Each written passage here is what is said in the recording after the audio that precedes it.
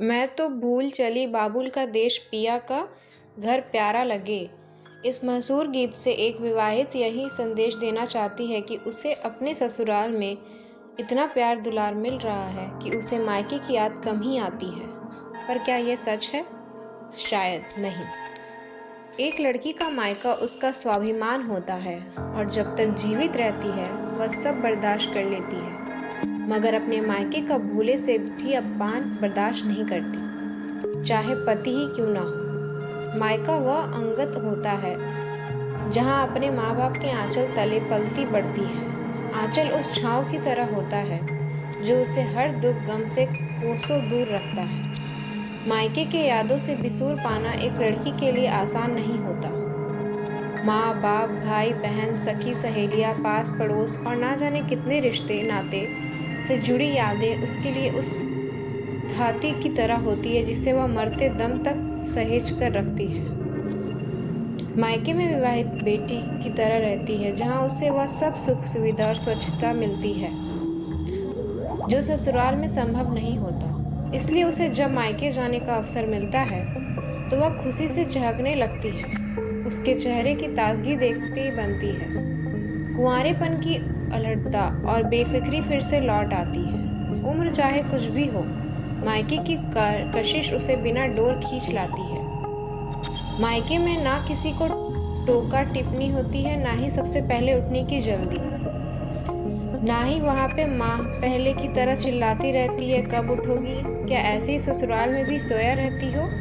भगवान जाने वे लोग क्या सोचते होंगे कि हमने बेटी को कुछ सिखाकर पढ़ाकर नहीं भेजा। तभी पापा की आवाज़ आती है, तुम्हारे चिल्लाने की आदत गई नहीं, सोने दो। अपने बाप के घर नहीं सोएगी तो क्या ससुराल में सोएगी? इतना कहना भर था कि मम्मी पापा से बहस होने शुरू हो जाती है। आप ही के लाड प्यार ने इसे बिगाड़ रखा है।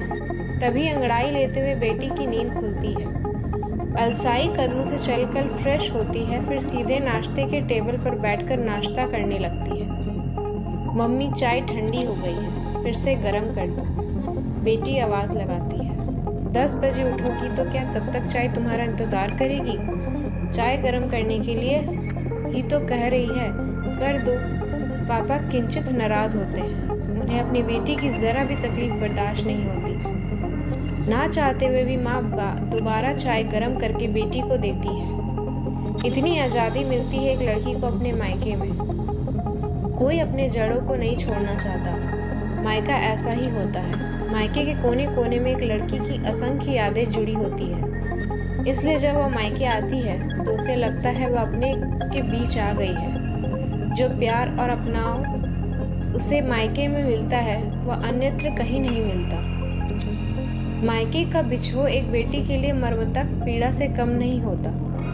बेटी मायके की देहरी लांघकर अपने पति के साथ विदा होती है, तब उसका करुण क्रदन कानों को विंतीर्ण कर देता है। उसका रुदन सुनकर सभी की आंखें नम हो जाती हैं। तभी तो वो बिलखते हुए कहती है, काहे को बिहो विदेश, अरे लखिए बाबुल मोरे, भैया को दियो बाबुल महल दो, महले हमको दियो परदेश।